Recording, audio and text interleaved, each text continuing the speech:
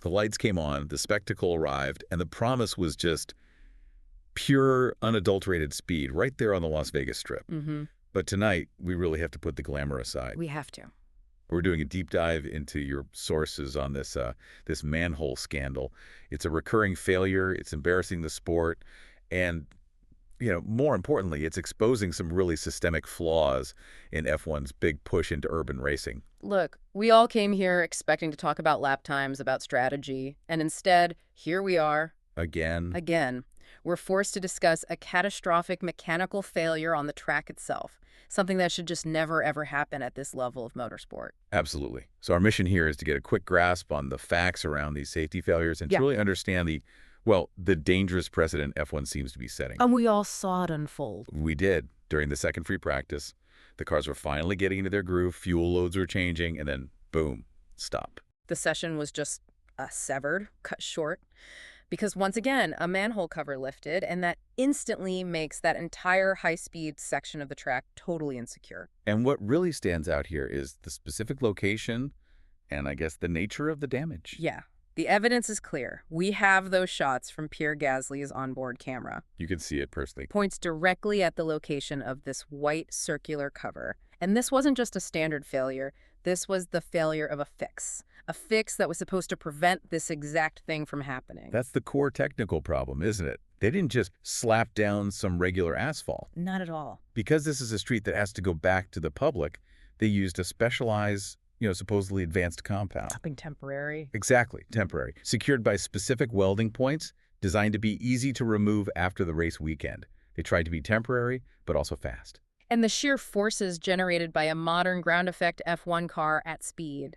Well, it proved that that temporary solution was just nowhere near good enough. Not even close. The sources are indicating this time the manhole didn't just separate from the asphalt. Which would be bad enough. That would be bad enough. Yeah. No, the suction, the vibration, that insane aerodynamic load from the car's floor was so extreme that it broke the underlying metal framework itself. Wow. That points to a structural failure beneath the surface, not just a poor seal on top. And the procedural confusion that followed just amplifies how haphazard the whole reaction was. Oh, completely. We had the first red flag, right? It stopped the session for about 10 minutes. Which is a huge disruption, by the way, right when teams need their long-run data. And the International Automobile Federation confirmed that marshals were actively monitoring that exact manhole location during that first stop. Okay, so if they were monitoring it and the data suggests the track was compromised, why on earth did they give the green flag? I don't get it. It lasted, what, 2 minutes? 2 minutes before the session was stopped again. If the marshal saw any evidence of movement after that first inspection, which some reports are suggesting, then giving the green flag shows a massive, massive flaw in the decision-making process. It seems like they prioritized getting the cars back out for the show. Yes. Over doing a definitive, robust safety check. Precisely. It speaks to procedures that aren't standardized for F1 speeds. It looks more like an at-home solution put together under, intense pressure. And that lack of rigor? Yeah. It has a real historical context. It does. Okay, let's trace this back. Because the manhole, it's a symptom, right? The real disease here seems to be the strategic decision to prioritize this urban spectacle over proven safety. F1 is leaning so heavily into these urban circuits. Our sources all confirm this is the direction. Why? Why are they so addicted to the city center? It's all about business. It's a huge business driver. Governments avoid spending millions, maybe billions, on remote, permanent tracks. Which are expensive and bureaucratic to build. Right. And F1, on the other hand, wants the spectacle. They want the consumption boost that comes with it, the hotel bookings, the restaurants. All right, in the world's most famous cities, it's a massive revenue generator. But the sport demands some non-negotiable fundamentals. I mean, these cars are hitting 340 kilometers per hour. That's it. For Formula One to be practiced correctly, you need two things. Smooth, pristine asphalt that can handle immense G-forces, and you need adequate runoff areas that match the speeds they're doing. And Vegas. Vegas, in its current state, is fundamentally failing that basic test of integrity. And if you just look at the history of F1 safety, this whole urban fever, It directly contradicts decades of hard-won experience. Absolutely. Permanent circuits didn't just become safe overnight, they evolved. They evolved through tragedy. Wow. We forget that history sometimes. I mean, think about the massive shift that came after years of fatalities on the old Nürburgring, the Nordschleife. That's the key example. That tragedy led to the inauguration of the much safer Nürburgring Grand Prix circuit in 1984, and that was a shift from reactive safety, just putting up a barrier, to proactive design. Building safety in from the ground up. Exactly. It established global standards that designers like Hermann Tilke later perfected. You look at masterpieces like Sepang from the late 90s, early 2000s, they were built from the ground up to absorb F1 speeds.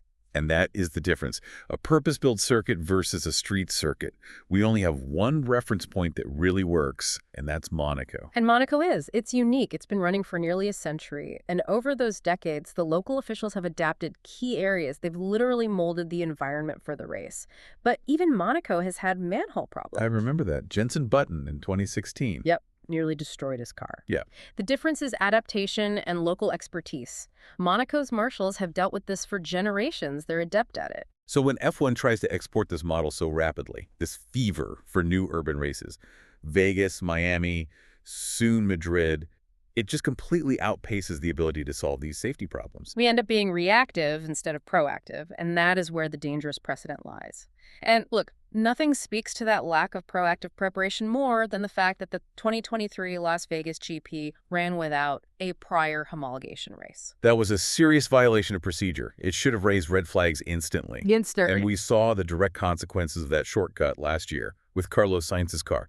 Just describe the kind of forces we're talking about there. I mean, the damage was just extraordinary. His ground effect car had a massive hole torn in the floor. Not a scratch. No, not a scratch. A structural void. At 300 kilometers per hour, the inertia and the impact forces are so intense that the manhole cover basically becomes a projectile. It was a very near miss. It could have easily struck him in the cockpit. The forces are measured in tons. In tons. Last year, the fix was some welding points. This year, the welding failed and the whole frame snapped. We are literally ignoring the physics of the sport because the calendar demands it. Okay, let's transition now. From the technical and historical failures to the enormous financial and business risk F1 is running right now. Yeah. And if you're watching this on YouTube, welcome to DRS Zone. And don't forget to subscribe for more F1 content. We've established the safety breach, but now we have to talk about the cost of this failure, both, financially and competitively. The risk paradox here is really staggering. It highlights F1's internal bias. How so? F1 is willing to risk running the fastest cars in history on a street circuit with concrete walls, 1.5-kilometer straights, and tiny runoffs where braking late means you hit a wall. That high-speed, high-consequence infrastructure risk, it's tolerated here. But then, why are races at a historic track like Spa stopped instantly when a few drops of rain fall? Because Spa's danger spots, like the cliff at the exit of Redillon, are inherent to the geography. They are prohibitively expensive to fix permanently. You'd have to move mountains. You'd have to redesign the whole area. It's an uncontrollable, dynamic risk. Vegas, on the other hand, has this beautiful facade, and it's a massive controlled business investment that F1 itself owns a piece of. That's the critical point. Yeah. F1 bought the land for the pit straight and the paddock. This is F1's home race. Exactly. So management is showing that it prefers to tolerate the fixable, static infrastructure risk, which looks less dramatic when you patch it up hastily over the dynamic risk that requires enormous permanent capital.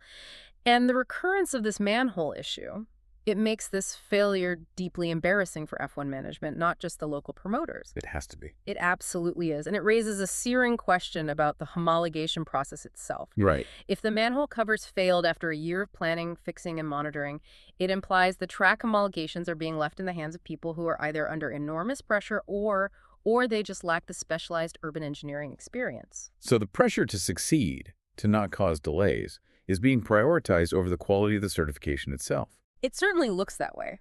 We need standardized, rigorous F1-specific procedures for manholes globally, not this patchwork of failed temporary fixes. And the cost isn't just financial, it is a massive competitive disruption. Huge. Every single major team, Red Bull, Ferrari, Mercedes, McLaren, They all went to sleep tonight without any meaningful long-run data on how the tires behave. And what does that mean specifically? For a circuit like this, what's the competitive impact of losing FP2? On a cold street circuit like Vegas, tire temperature is everything.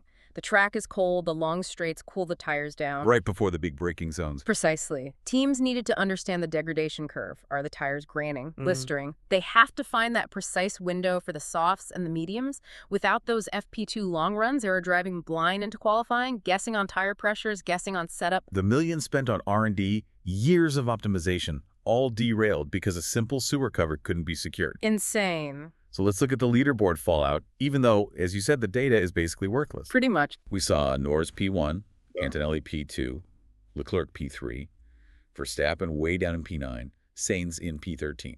I mean, these times are highly unreliable. It's all because of interruptions, traffic, no clean running.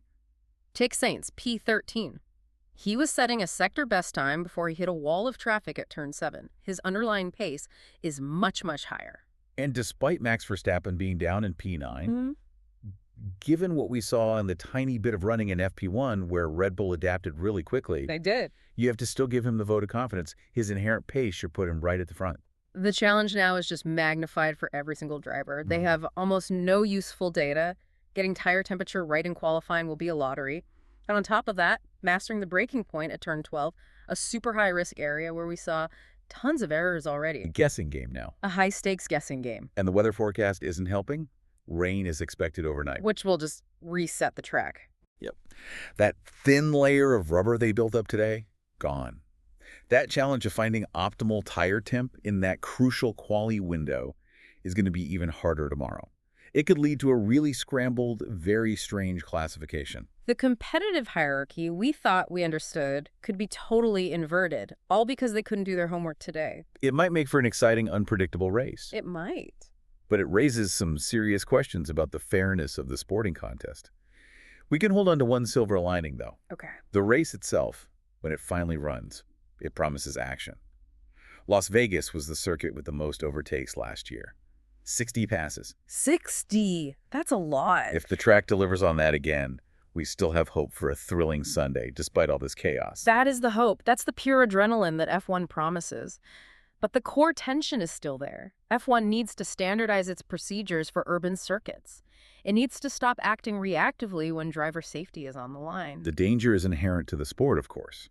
But infrastructure safety shouldn't be based on improvisation. No.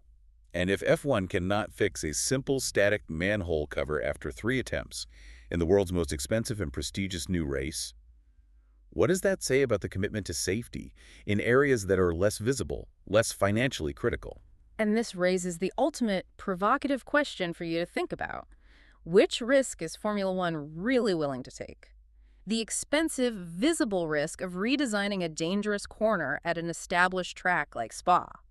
Or the invisible, highly dangerous risk of letting fundamental preventable infrastructure failures persist on a high-speed street circuit that guarantees massive commercial returns? The answer seems to be prioritizing that beautiful facade. Over the structural integrity of the foundations. A powerful analysis.